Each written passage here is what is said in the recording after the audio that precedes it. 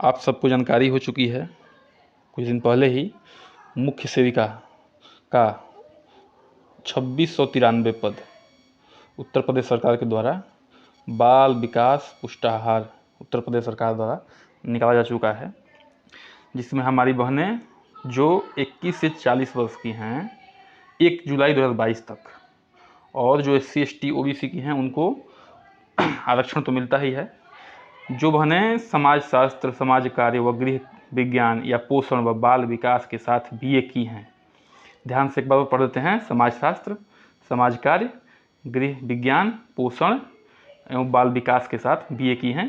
ध्यान रखिएगा यहाँ पे यह है किसी एक विषय से, और बाल विकास की हैं, बाल विकास के साथ BA की हैं, उनका जो है ये जो है एलिजिबल है। और एक और बात, जो बहनें PT 2021 में के आधार पर 15 गुना जो फॉर्म भर चुके हैं उनकी बात हो रही है, शॉर्ट लिस्ट किया जाएगा, ठीक है, मुख्य परीक्षा के लिए। और हमारे हिसाब से जिनका लगभग पॉजिटिव मार्क्स है, यानी 0 से ऊपर, वो सारी बहनें लगभग शॉर्ट लिस्टेड हैं। ध्यान रखिएगा, सैलरी का जो लेवल है इसका 5 है, 2800 ग्रेड पे का है, ठीक है। मुख्य सेविका पद का नाम है, इसका मतलब ये है कि आप इसको गलत तरीके से मत देखिए, एक नौकर के तरीके से या इस तरीके से नहीं। इसमें जो है एक अच्छा सैलरी होगा, लगभग आपका 40-42 हज़ार करीब सैलरी मिलेगी अगर इसमें DA जोड़ दिया जाए, गृह अलाउंस जोड़ दिया जाए, जो हाउस अलाउंस होता है उन सबको जोड़ दिया जाए, तो लगभग इतने हमारे सैलरी बनेगी, ठीक है। अब हम आगे चलते हैं। जो UP SSSC पेट का मुख्य सेविका का जो परीक्षा योजना है, ये उसमें परीक्षा जो है 100 नंबर का होगा, प्रश्नों की संख्या 100 होगी, निर्धारित कुल अंक भी 100 ही हैं, और समय अवधि कितना है 2 घंटे का। विषयगत ज्ञान जो है अब हम उसको जानकारी लेंगे पाठ्यक्रम में, ऑफिशियल सिलेबस। देखिए आपको जानकारी बता दूं कि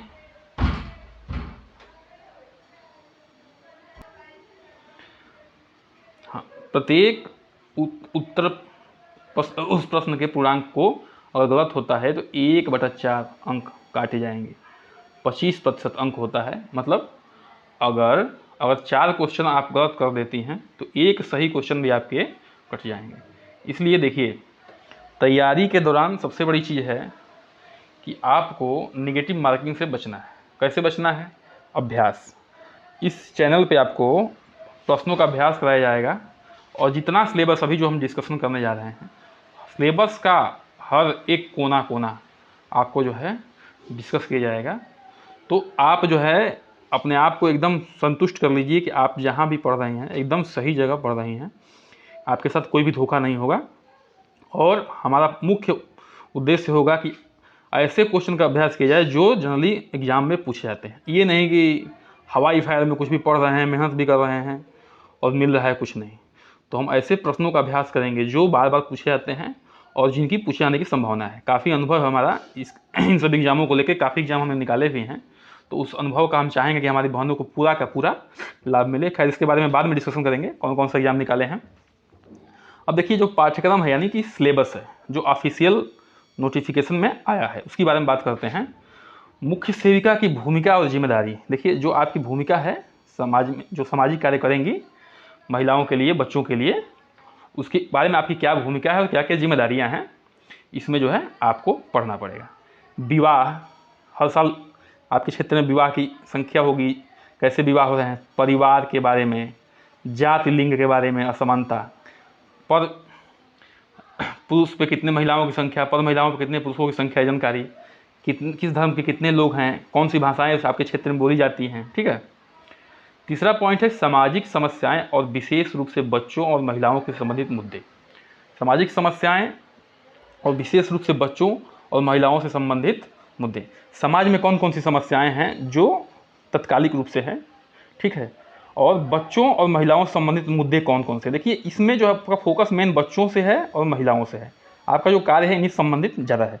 जनसंख्या विस्फोट, आपके क्षेत्र में जनसंख्या किस तरीके से बढ़ रही है या जनसंख्या विस्फोट के कारण क्या है, ये ऑफिशियल सिलेबस का, वो जो सिलेबस की बात हो रही है, जनसंख्या वृद्धि के कारण क्या है, कैसे नियंत्रण किया जाएगा इसको, इसके बारे में पढ़ना है। गरीबी, दहेज, घरेलू हिंसा। गरीबी क्या है आप जानती ही हैं, इसके बारे में डिफिनीसन, कब से कब तक कितनी गरीबी रही, अब क्या स्थिति है गरीबी की। दहेज के बारे में, दहेज प्रथा को कैसे ख़त्म किया जाए। घरेलू हिंसा तलाक, मतलब कि महिलाओं को जो है इस पुरुषों द्वारा जो है प्रताड़ित किया जाता है, उनके बारे में जानकारी लेना है, पढ़ना है। अंतर पीढ़ी संघर्ष, मतलब जैसे जैसे पीढ़ी बीत रही है कि हम लोगों को जीवन में कौन सा चैलेंज आ रहे हैं। और जातिवाद तो खैर बहुत हद तक जो है सुधरा है, लेकिन फिर भी जो समाज में अभी मौजूद है उसके बारे में भी पढ़ना है। सामाजिक परिवर्तन, ठीक है, सामाजिक परिवर्तन क्या क्या हो रहा है, क्या हो चुका है, और सामाजिक नियंत्रण भी। ऊर्जा के बारे में, ठीक है ना, कैसा ऊर्जा हमें चाहिए, किस उम्र में कैसे ऊर्जा, किस तरह से भोजन करना है। बेस बालू पाचन शक्ति के बारे में देखिए। संतुलित आहार क्या होता है, किस उम्र के लोगों को कैसा आहार लेना चाहिए, कितने उम्र के बच्चों को क्या होना चाहिए, महिलाओं को किस उम्र के किस समय कौन सा आहार होना चाहिए, भोजन में कैलोरी की मात्रा और वजन प्रबंधन का मतलब होता है कि आप जो है वजन को कैसे अपने मेंटेन कर सकती हैं उम्र के हिसाब से और खान पान के हिसाब से, एक्सरसाइज के हिसाब से। और इस जो है इन सब चीज़ों को हम लोग को इसमें पढ़ना पड़ेगा। इसमें भोजन के आवश्यक घटक देख सकती हैं आप कि इसमें भोजन के आवश्यक घटक क्या क्या हैं। जैसे प्रोटीन, हमें प्रोटीन कहाँ से मिलता है, दालों से मिलता है, मीट से मिलता है, अंडे से मिलता है। कार्बोहाइड्रेट कहाँ से मिलता है, अनाज से मिलता है, चावल से मिलता है, गेहूँ से मिलता है। वसा, घी, तेल, रिफाइंड, ये सब से मिलता है। विटामिन कहाँ से मिलती हैं, सब्जी और फलों से, खनिज पदार्थ भी, पानी भी। अनेक स्रोत, इनके जो स्रोत हैं मतलब ये कहाँ कहाँ से मिलते हैं। कार्य, आवश्यकता और कमी, मतलब इनका क्या क्या काम है हमारे शरीर में, इनके कमी से कौन सा रोग होता है, अधिकता से कौन सा रोग होता है, इसके बारे में हमें जानकारी लेनी है। देखिए सिलेबस के हिसाब से ये लगभग आधा चीज़ें आपको क्लियर हो जाएंगी कि क्या क्या पढ़ना है, कैसे अप्रोच रखना है। और सबसे बड़ी बात यह है कि एग्ज़ाम के हिसाब से तैयारी करनी है, बहुत ज़्यादा ओवर नहीं, बहुत ज़्यादा कम नहीं। सबसे बड़ी चीज़ है कि हमें सिलेबस पे फोकस करना है। सिलेबस समझिए कि एग्ज़ाम निकालने का एक ब्रह्मास्त्र होता है। लोग जो है इधर उधर भटकते रहते हैं, सिलेबस पर नहीं चलते हैं। सिलेबस हम इसीलिए डिस्कस कर रहे हैं कि सिलेबस जो बताएं कि ब्रह्मास्त्र होता है, मतलब सिलेबस से आप हटिए नहीं, एकदम सिलेबस को पकड़ रहिए और एवरेज से हल्का सा ऊपर तैयारी करिए, लेकिन सिलेबस पूरा कवर करिए। यही है एग्जाम निकालने का तरीका। अच्छा देखिए 10वां पॉइंट है हमारा गर्भधारण और गर्भावस्था की जटिलताओं के संकेत।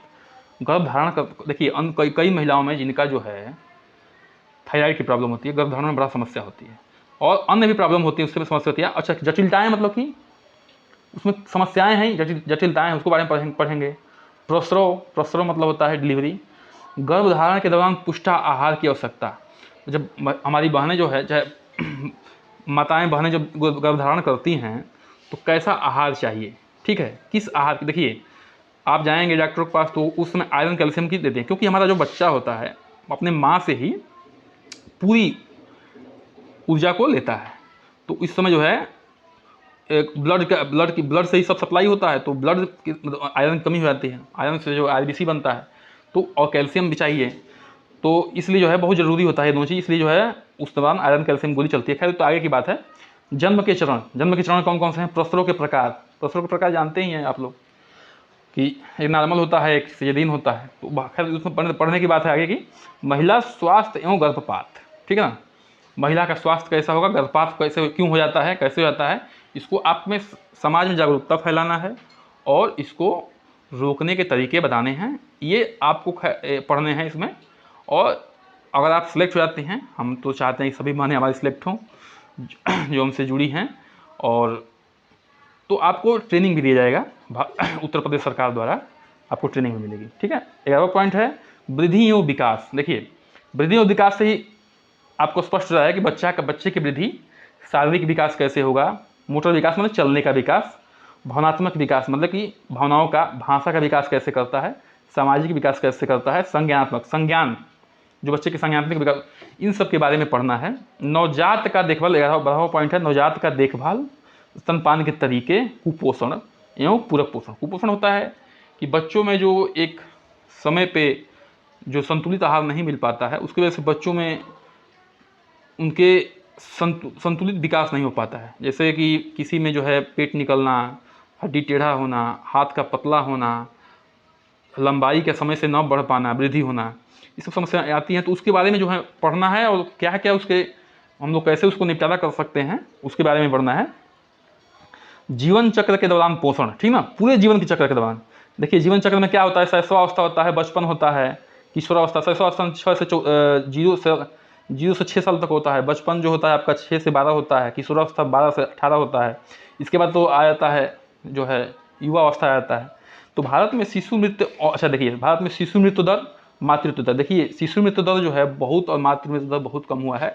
ये हमारे डेवलप चिकित्सा की देन है, और इसके लिए हम जो है सरकार को कहिए, डॉक्टरों को कहिए, बहुत आभारी हैं। क्योंकि पहले जो है इतना अधिक था ये कि मतलब बहुत स्थिति खराब थी। अब तो बहुत सुधार हो गया है, मतलब धन्य है सरकार के और डॉक्टरों का। तो इसके बारे में भी हम लोगों को पढ़ना है, ठीक है। और कैसे इसमें सुधार हुआ है, क्या क्या सुधार के कारण हैं और कैसे किया जाता है, इसके बारे में भी। अच्छा देखिए, अब 14वां पॉइंट है खाना पकाने के दौरान पोषण तत्वों के संरक्षण। जैसे कहा जाता है गाँव में ना, अरे सब्जी जो है गाँव धूल के काटना, काट के मत धुलना, नहीं तो उसमें का पोषण जो है निकल जाएगा। तो ठीक है, उसको कैसे पोषण को मेंटेन किया जाए, ये तो एक छोटा सा एग्जाम्पल है। खाद्य पदार्थों में अंकुरण, मतलब अंकुरित जब हो जाते हैं, जैसे चना खाते हैं, मूंग की दाल खाते हैं अंकुरित करके, तो क्या क्या फायदा होते हैं। क्रियावन तालमेल के पोषण के मूल्य बढ़ाने के पारंपरिक तरीके क्या रहे हैं कि हमारा जो है पोषण बढ़ जाए। अच्छा, पारंपरिक तरीके से में क्या होता है कि थोड़ा ये सस्ते होते हैं, तो इसलिए ज़्यादा इन पर फोकस किया जाता है, और सबसे बड़ी बात कि फ़ायदेमंद होते हैं। 15वां, बाल विकास के चरण और विकास को प्रभावित करने के वाले कारक, ठीक है। बाल विकास के क्या क्या चरण हैं और उनके विकास जो है किन किन कारकों से प्रभावित होता है, इसके बारे में हमको पढ़ना है। प्रतिरक्षा मतलब होता है इम्यून सिस्टम, जैसे इम्यून जानते हैं ना, वैसे प्रतिरक्षा के प्रकार, प्रतिरक्षा कैसे कैसे होती है, और अनुसूची, उनके सूची तैयार करना, ठीक है। तो इन सारे के बारे में हम लोग पढ़ेंगे। 17वां पॉइंट है रोग, ठीक है। तो रोग के बारे में हम लोग को पढ़ना है। रोग में जो है बुखार हो गया, डिप्थीरिया, काली खांसी, टिटनेस, ठीक है, पॉलियोलाइटिस, खसरा, तपेदिक, chicken pox, hepatitis, malaria, dengue, typhoid, दस्त, कृमि संक्रमण, एनीमिया, कारण, लक्षण व इलाज, ठीक है। इन सब रोगों को, एक एक रोगों को हम लोग जो है देखिए बताइए, देखिए रोग तो बहुत सारे हैं, लेकिन अब देखिए सिलेबस से क्या फ़ायदा हो रहा है कि जो है एग्जामिनर जो है मजबूर है कि हमको यहीं से इन्हीं रोगों के बारे में पूछना है। इसलिए मैं कह रहा हूँ कि जो किसी भी एग्जाम को निकालने का जो है उसका सिलेबस ब्रह्मास्त्र होता है, सिलेबस से बिल्कुल नहीं डिबेट होना है। अब रोग तो सर बहुत सारे हैं, आप भी जानती हैं, हमारे बहनें जानती हैं, लेकिन इन रोगों के बारे में ही पढ़ें, सही से पढ़ें, क्या क्या उनके निवारण के तरीके हैं, लक्षण क्या क्या हैं, कारण क्या क्या हैं, इनको बारे में पढ़ें। खैर ये सब लोगों के बारे में तो आपको जानकारी थोड़ा बहुत होगी ही। अच्छा देखिए, ये सब जो है बायोलॉजी की चीज़ें हैं, ठीक है। तो जो बहनें बायोलॉजी से हैं वो अच्छी तरह से इसको समझ सकती हैं, नहीं है तो आप कोई दिक्कत नहीं है, हम हैं यहाँ, आप जो है। अच्छा देखिए, परामर्श जानती हैं ना, कि जैसे आप जाती हैं किसी चिकित्सक के यहाँ तो परामर्श ही लेती हैं। तो देखिए इसका अर्थ, परामर्श का अर्थ क्या होता है, आवश्यकता और तकनीक क्या है, आवश्यकता क्यों है बताइए। परामर्श तो बहुत ज़रूरी है, क्योंकि आपको कोई दिक्कत होती है तो किसी स्पेशलिस्ट से परामर्श लेना बहुत ज़रूरी है। प्रभावी संचार और इसके कौशल, क्या क्या प्रभावी संचार हैं, क्या क्या इसका कौशल है, इन सब के बारे में हम लोगों को जानकारी रखना है, ठीक है। अच्छा, स्वास्थ्य एजेंसियाँ, देखिए स्वास्थ्य एजेंसियाँ कौन कौन सी हैं। विश्व स्तर पर WHO है, यूनिसेफ है, UNFA है, यूनिडेफ है, रेड क्रॉस है, ये सब विश्व स्तर की हैं स्वास्थ्य एजेंसियाँ, ठीक हैं। अब ये Indian council for child welfare, ये अपने देश स्तर का है। Family planning association of India, ये अपने देश स्तर का है। तो देखिए इन सब के बारे में हमें को जानकारी रखनी है। अच्छा, बिना इनके बारे में जानकारी, क्योंकि देखिए एक बहुत ही उच्च स्तर की एजेंसियां हैं, हम इसी क्षेत्र में काम कर रहे हैं, तो जानकारी तो चाहिए ही। अब देखिए एजेंसियाँ बहुत सारी हैं, मैं फिर बताया। अब देखिए सिलेबस, फिर बात वही घूम के आती है, सिलेबस से हमें फोकस अपने आप को नहीं हटाना, ठीक है। अब देखिए सार्वभौमिक टीकाकरण, जन्म के पूर्व और जन्म के पश्चात। देखिए टीकाकरण बच्चों का सरकार बहुत फोकस करती है कि जन्म 2-3 महीने जो है गर्भधारण के उपरांत महिलाओं को टीका लगना चाहिए।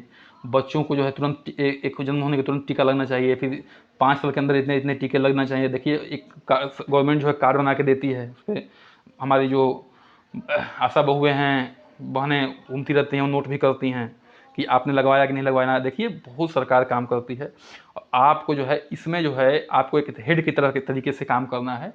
और हम सभी बहनों को क्लास की शुरुआत में शुभकामनाएं देते हैं, वेलकम करते हैं अपने चैनल पे कि आप हमारे साथ जुड़े रहिए और एकदम आपको बेहतरीन तरीके से आपके सिलेबस को एकदम कवर कराया जाएगा। और हम आशा करते हैं कि पूर्ण विश्वास के साथ हम सफलता प्राप्त करेंगे और हम सफल होंगे।